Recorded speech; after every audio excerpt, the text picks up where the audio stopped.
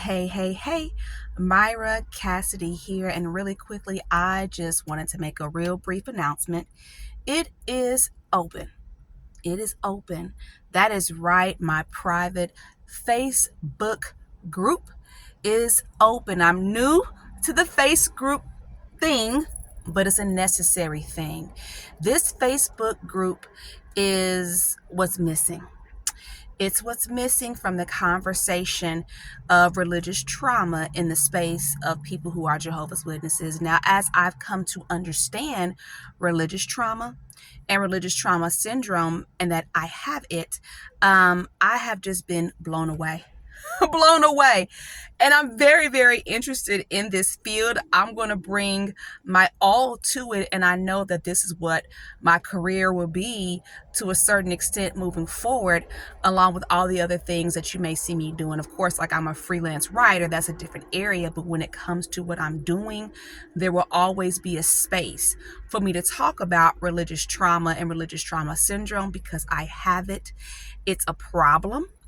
It's not an official diagnosis in the DSM, but yet so many people are suffering from it. And just the situations that I know of personally include suicidal ideation and suicide. And just to know that I know stories like this is crazy.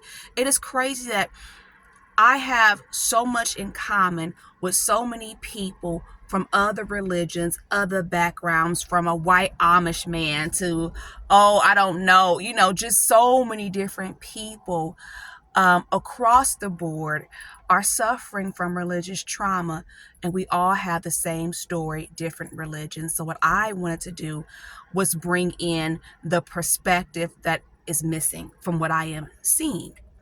This is what I mean. I wanted to so bad. I wanted to coach all women who are victims and survivors of religious trauma and religious trauma syndrome, but I need to stick with my niche first and get better, because really you can't take someone where you have not been, right? That would mean that I'm not giving the best service. So I said, okay, all I know is being one of Jehovah's Witnesses. I'm going to help the women there, and I'll start there, and that will be my niche. Because after all, in this space, I have learned, right, that there are religious trauma therapists. That's what they're called, religious trauma therapists, in the space of Catholics and Mormons and people who specialize in Jehovah's Witnesses. Now, I'm still doing a lot of research and I have a lot of questions. I have not connected yet with anyone that I would feel comfortable with, because a lot of the therapists who specialize in religious trauma, Jehovah's Witnesses, are ex-Jehovah's Witnesses. So it's like, would you really understand my decision and my pathway? That makes me feel uncomfortable personally. But however, if anyone needs that resource, I'm willing to refer people to that resource, because at the end of the day, it's about helping women and mental health and helping them land safely. That's my thing, helping women land safely, because religious trauma is no joke. One thing I want to share is not only are there like people who specialize in Jehovah's Witnesses in the religious trauma space. I haven't met any here, of course, in Indianapolis, Indiana, but they do exist. And there's also coaches who help people and specialize in helping people exit. But what I've discovered in my own journey is that there is a pathway that is missing. For example, what if you don't want to exit? Like, I know, I'm fully aware that I'm fully traumatized by my religion. I am fully aware, I own it, right? After 3 mental health opinions and people in the space, you have to own it, right? I am severely, suffering severely, psychologically, I can't even get it out. I am severely suffering some psychological abuse from my religion. And yet when I had to go through what's called deconstruction, right, where I'm learning how to deconstruct and pull out what's toxic or what's hurting me, what am I left with? and I still believe in the core beliefs. There's still a lot of other things that I value that I'm going to hold on to. And what I realize is that there are other people. It's the same thing in other religions. There's even people who have books about how to hold on to your Christian faith while letting go of toxic things. Um, but nothing as far as what I found so far in the space of being one of Jehovah's Witnesses. It is kind of like, I was challenged by someone who mentioned to me, maybe it's because you're supposed to create it. And even in the spaces that I'm in as a student studying psychology, and I get to be in these spaces where I'm talking to therapists and things like that, I've asked certain questions and I've said, well, I don't want to exit the religion. I just don't go to worship because I see, right? It's a toxic environment for me. It's not safe, right? It's harmful. I am unable to read the Watchtower and Awake magazine because it will trigger me. If I see a Kingdom Hall, it will trigger me. I will have a panic attack. If I try to read the New World Translation of the Holy Scriptures, which is the Bible, Jehovah's Witnesses use, I'll have a panic attack. I'm fully aware that this is real and this is what it is. Thank goodness through my studies at Indiana Wesleyan University, I discovered for whatever reason, I can tolerate the English Standard Version Bible. So that's kind of like my go-to Bible for assignments and things like that, etc., etc. So what I'm saying is that I discovered that in this umbrella of religious trauma and what different people go through, there are people from every religion who choose to, what I call, deconstruct without deconversion, right? They worship at home, they do different things, they don't fully exit the religion. You have different pathways, right? I'm still researching, I'm still learning, but in my opinion, so far I'm seeing three main pathways. One is atheism.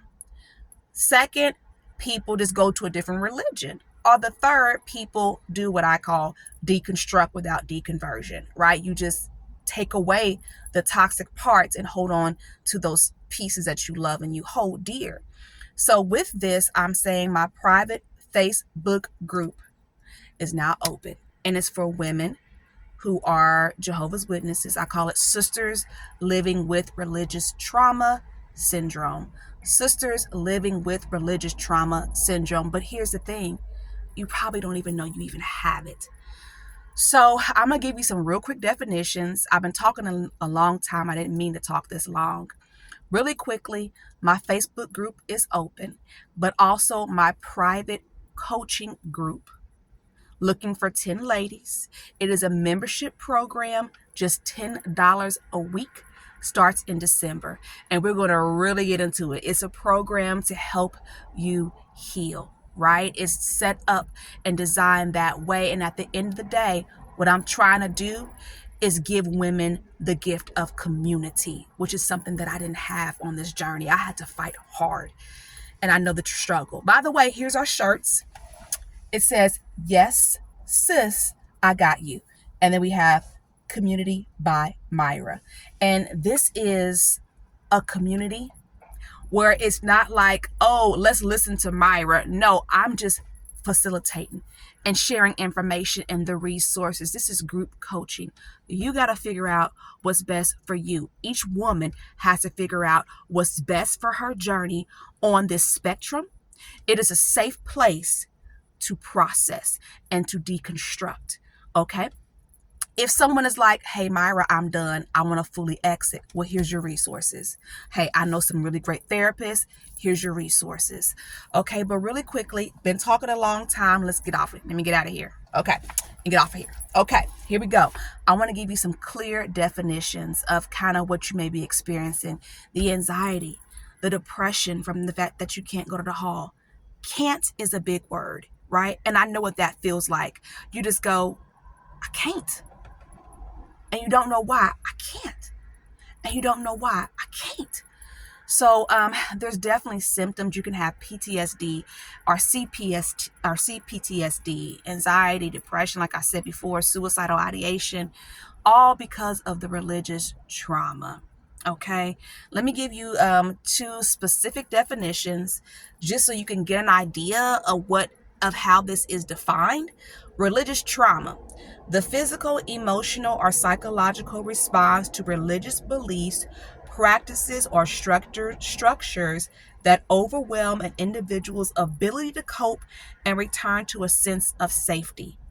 And then religious trauma syndrome, like I have, is a set of simultaneous symptoms and characteristics that are related to harmful experiences with religion and are the result of immersion in a high control religion and the secondary impact of leaving a religious group, right? So everything's a spectrum, right? And I've had to figure out where I lie on the spectrum.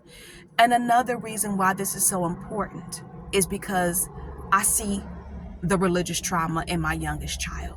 And mama got to figure out a way, because this is an emerging field. It's an emerging field, right? It's been around for a long time, but it's an emerging field. And so far, there's not a lot of information about how to help out adolescents who have religious trauma. So definitely, this is important.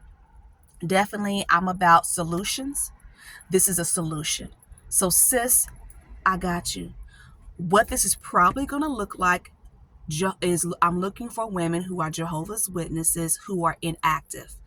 And that's what's missing, right? There's a JW disfellowshipping group. There's a whole lot of ex-JW groups, and I'm not saying that to be smart mouth or sarcastic. I'm just saying you have support. It's a big community of ex-JWs. It's a very big community.